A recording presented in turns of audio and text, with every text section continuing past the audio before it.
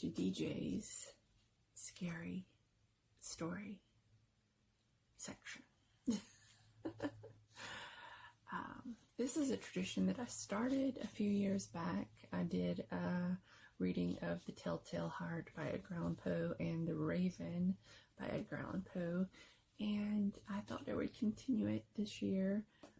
Since I can't stream and do that anymore, I thought I would record these readings for you, and we're going to start with a few out of scary stories to tell in the dark, just for fun. It is spooky season after all, so let's dive right in. This one is called The Wendigo. A wealthy man wanted to go hunting in a part of northern Canada where few people had ever hunted. He traveled to a trading post and tried to find a guide to take him, but no one would do it. It was too dangerous, they said. Finally, he found an Indian who needed money badly, and he agreed to take him. The Indian's name was Defago. They made camp in the snow near a large frozen lake. For 3 days they hunted, but they had nothing to show for it. The third night, a windstorm came up. They lay in their tent listening to the wind, howling, and the trees whipping back and forth. To see the storm better, the hunter opened the tent flap. What he saw startled him. There wasn't a breath of air stirring, and the trees were standing perfectly still. Yet he could hear the wind howling. And the more he listened, the more it sounded as if it were calling Defago's name. Defago, it called. Defago.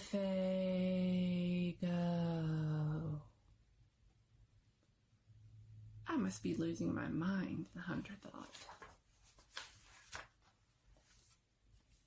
But Defago had gotten out of his sleeping bag. He was huddled in a corner of the tent, his head buried in his arms. "What's this all about?" the hunter asked. "It's nothing," Defago said, but the wind continued to call him. And Defago became more tense and more restless.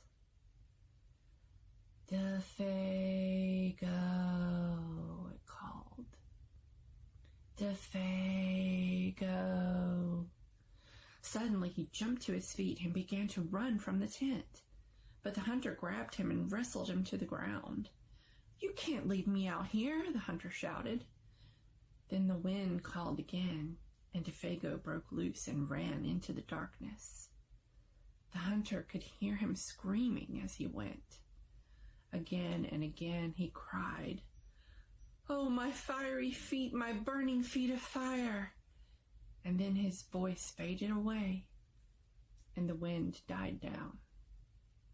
At daybreak, the hunter followed Defago's tracks in the snow. They went through the woods, down toward the lake, then out onto the ice. But soon he noticed something strange. The steps Defago had taken got longer and longer. They were so long that no human being could have taken them. It was as if something had helped him to hurry away.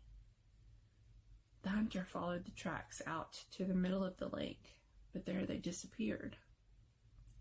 At first he thought that Defago had fallen through the ice, but there wasn't any hole. And then he thought that something had pulled him off of the ice into the sky, but that made no sense. As he stood wondering what had happened, the wind picked up again. Soon it was howling, as it had the night before. Then he heard Defago's voice. It was coming from up above. And again he heard Defago screaming, "My fiery feet, my burning feet!" But there was nothing to be seen. Now the hunter wanted to leave that place as fast as he could. He went back to camp and packed. Then he left some food for Defago, and he started out. Weeks later, he reached civilization.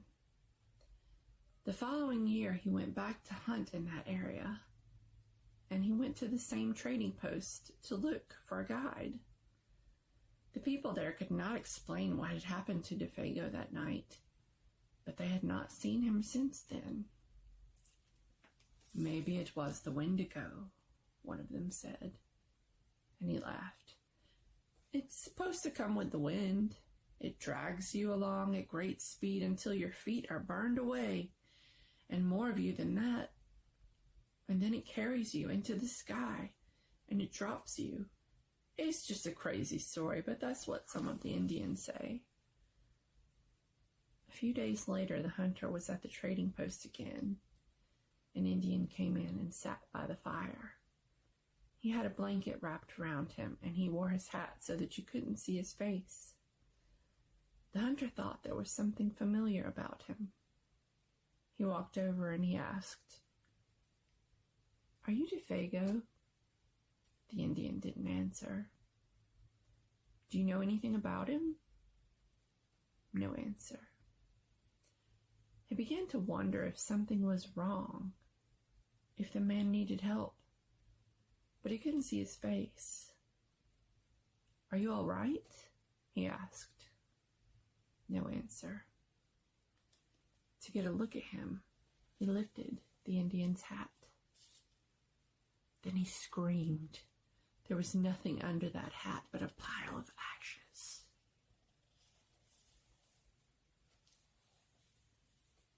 I hope you enjoyed.